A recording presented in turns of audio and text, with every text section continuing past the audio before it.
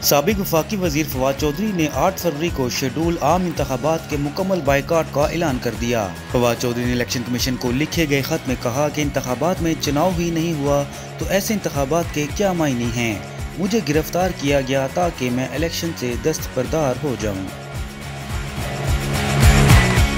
गजा में इसराइल के बिला तफरीक सफाकाना हमलों का सिलसिला जारी है।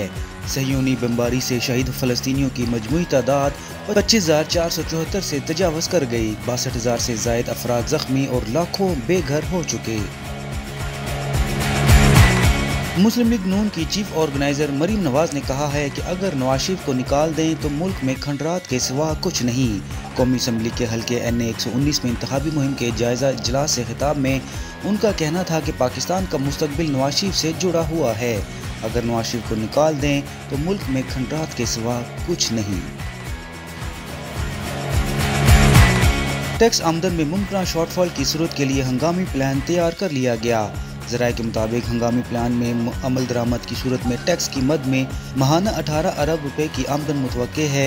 ज़राए FBR का बताना है कि चीनी पर 5 रुपए फ़ी किलो फेडरल एक्साइज ड्यूटी आयद करने की तजवीज़ ज़ेरे गौर है।